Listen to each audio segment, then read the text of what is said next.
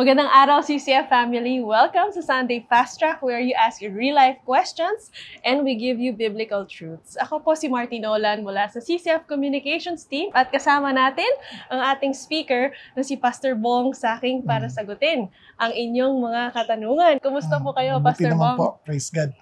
Praise God. Na-miss po namin kayo ng ilang linggo. Ay, salamat. Okay, para sa ating unang tanong, alam ni Esther na pwede niyang ikamatay ang paglapit sa hari, pero ginawa pa rin niya ito. Paano ba natin haharapin ang takot kapag may mahirap kang desisyon na kailangan gawin? Ayan. Alam niyo, madalas sa mga desisyon na ginagawa natin, mayroong trade-off lagi yan eh. So titingnan mo, ano yung pinakamabigat na consequence pag hindi ko to ginawa? And siyempre, may takot tayo, di ba? Katulad dito sa case ni Esther, biruin mo, hindi lang siya ang mamamatay, kundi ang kanyang mga kababayan. Kaya yung desisyon na yon hindi lang tutungkol sa akin. It involves the whole nation of Israel. Bukod pa ron, hindi ko naman din to kaya. Kaya para maglagpasan ko yung desisyon ng takot, kailangan ko lumapit sa mas makapangyarihan sa akin. Kaya nga ang request niya doon ay mag-ayuno kayo. Di ba? Ng 3 araw, ganun din kami. Para bagang sinasabi niya, kailangan natin ng tulong mula sa Diyos.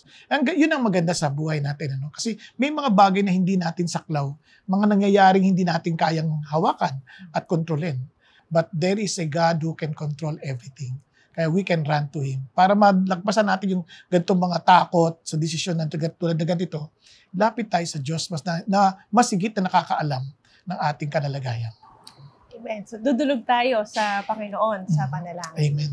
Okay, sa pangalawang tanong, galit na galit si Haman kay Mordecai at gusto siyang ipapatay nito.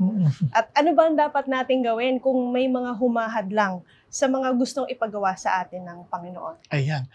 Kung alam natin na yung pinagagawa sa atin ay ang Panginoon, siya ang nagpapagawa sa atin, hayaan mong si God din na mag-deal sa mga hadlang na yon.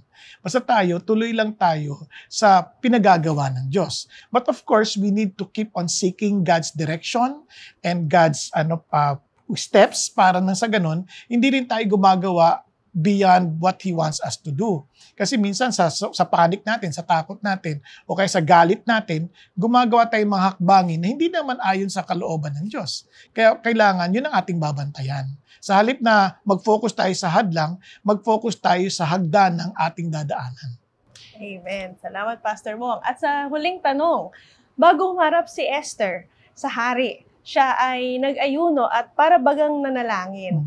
Gaano ba kahalaga ang pagdarasal at ang pag-aayuno kapag may malaking desisyon tayong hindi natin tiyak ang kalalabasan? Ayan. Alam mo, kahit anumang desisyon yan, kasi lahat naman tayo, di ba, we are free to choose whatever we want to do in life, but we are not free to choose the consequences of our choices. Kaya ayaw naman natin to live with a life of regret. Kaya anong gagawin natin? Lumapit tayo sa Diyos. Kasi hindi natin alam eh. Kaya minsan, kailangan pa ng pag-aayuno. Meaning, we need to concentrate. We need to really go to a point na naiintindihan natin itong desisyon na to sobrang importante na hindi ko pwede ipagwalang bahala. That I need to let go kahit na yung mga gusto kong, yung kagustuhan ng laman ko na kumain o anumang bagay na ikasisaya ko, ile-let go ko yun dahil sobrang importante to that I need to hear God as in solitude. Yan. Okay, maraming salamat, Pastor Bong, sa pagsagot sa aming mga katanungan.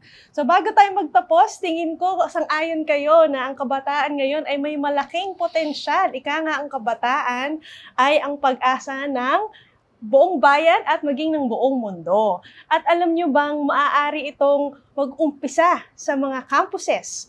Pwede ka ring maging bahagi ng movement na ito. So 2 months na lang, Move Campus Conference na! Kaya tara, sumali na tayo sa June 5 to 7 sa CCF Center.